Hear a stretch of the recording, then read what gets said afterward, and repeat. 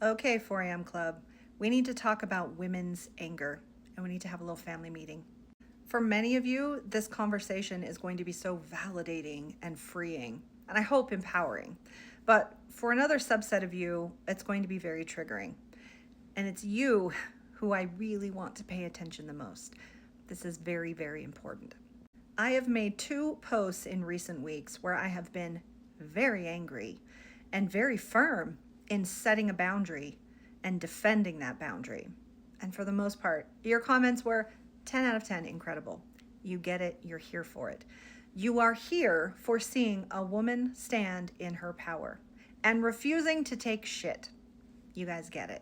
But there is an uncomfortably large number of you who were very uncomfortable with my anger.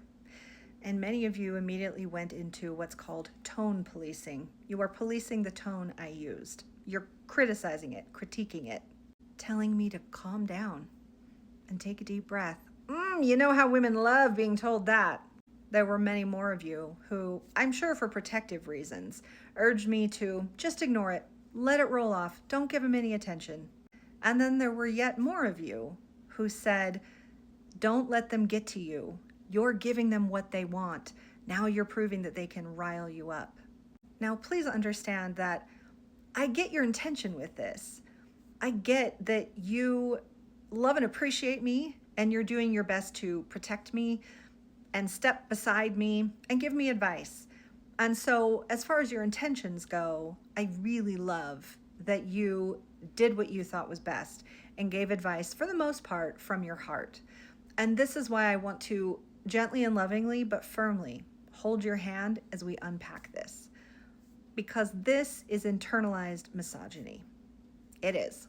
The thing about misogyny and patriarchy is they have weaponized a woman's anger for centuries. They have forced us into submission in so many ways across the board that even among women, it is not safe or respectable for us to be angry. Just think about that.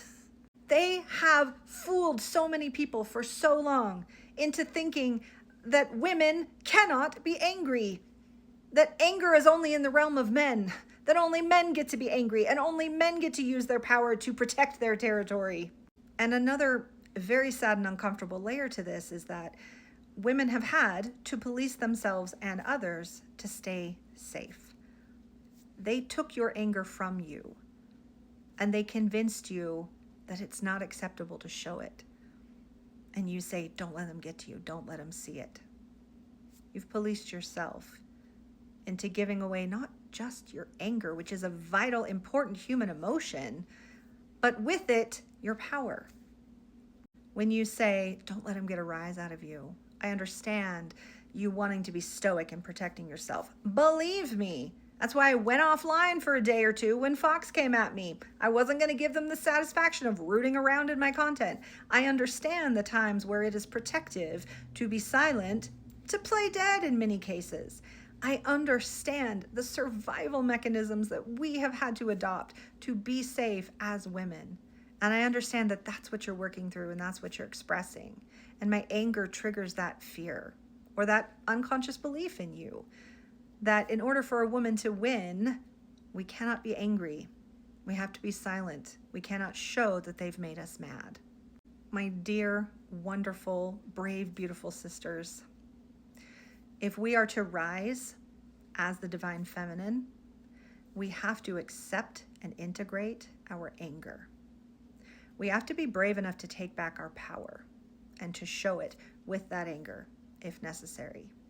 This is what it means to be the dark feminine rising, to reclaim our righteous rage, and to be in full possession of that power. I wasn't giving my power away. They weren't getting to me. I was using the full range of my power and expression to put a line in the sand and say, no, no more. I'm not having it.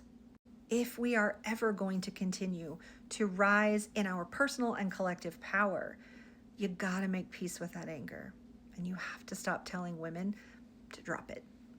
Now, I understand another reason why many of you were uncomfortable seeing me angry, because it triggered you and it made you sad or scared or uncomfortable that the woman you have seen calm, upbeat, cheerful in her power, I was suddenly displaying something very different. And I understand that. And that is why throughout the many months of this journey, I have made my public persona very consistent. I'm peaceful, I'm upbeat, and when I get spicy, it's usually with some humor. But again, that's internalized misogyny. I've made myself cute and non-threatening and palatable. Yes, I did that to myself. So when I say I understand the survival mechanisms, the protective things that we do, the way that we bend ourselves to fit into a shape that society gives to us, I understand. But spirit is not letting me up.